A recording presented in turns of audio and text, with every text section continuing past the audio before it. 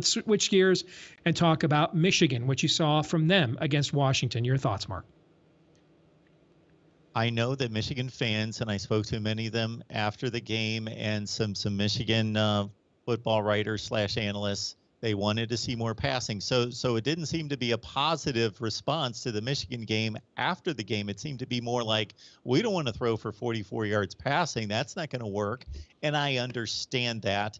And I would have liked to have seen Michigan, once they had they established dominance pretty much from the first drive of the game and had control of the game. But of course, the score didn't get to a place where they could get totally comfortable until the second half, where they would have taken some shots downfield and worked on the passing game.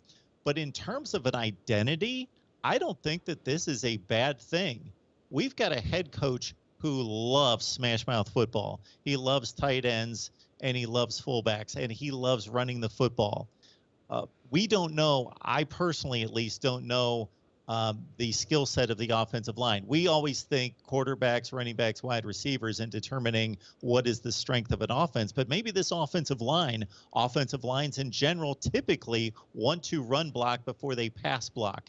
So maybe the skill set of this offense and the strengths lie in the running game. Now, are they going to be able to throw for 50 yards a game and win the Big Ten? No. They need to be a prolific passing team to win a national championship, but this team's not going to win a national championship. Based on what we've seen thus far through 2 weeks, could they win the Big Ten championship? Maybe that's becoming in play now.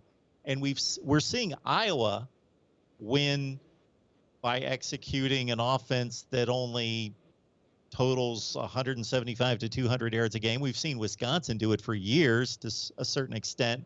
No, not 50 yards passing, but they could throw the ball 15 to 18 times a game efficiently and effectively with a couple explosive plays, and that might be the identity and ingredients for this team to make a serious run to Indianapolis.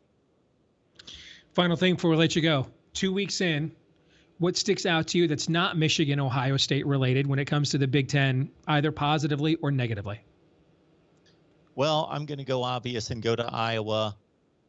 Of course, what they're doing defensively is extraordinary, and it's not sustainable from an offensive standpoint, meaning that their defense is turning into points. They already have 37 points off turnovers, Mark, in 2 games. A lot of teams would like to have that for a season. Okay, they have that in 2 games. So that's not sustainable. Although, hey, I think it was Jimmy Johnson who took over the Dallas Cowboys and said, we need to score this many touchdowns on defense, and they actually did it. So I think that they're going to continue to do that because I think that is a skill, but they are lucking into some of it. I do think that Iowa's for real, and I do think that much of their offensive limitations are being limited by the situation in the scoreboard. They will open it up when they need to a degree and do the things on offense that they need to do, I believe, and are getting the cushion from their defense to be able to develop the offense, work on it in practice, and they'll be ready for more explosive games and more high-scoring games a little bit later to a degree. Mark Rogers, the voice of college football. Check out his YouTube channel. Outstanding content, no matter what team you root for, but including Michigan. Yes, he does talk to other Michigan analysts, not just yours truly. So, Mark, we appreciate you, and thanks again for your time this week on Michigan Podcast, brother. We're especially exceptional when we get this Steve Dace guy on, and we're going to have that segment released a little bit later this week. Thank you, brother. Hopefully get to talk about more Buckeye losses. We appreciate you. Thanks.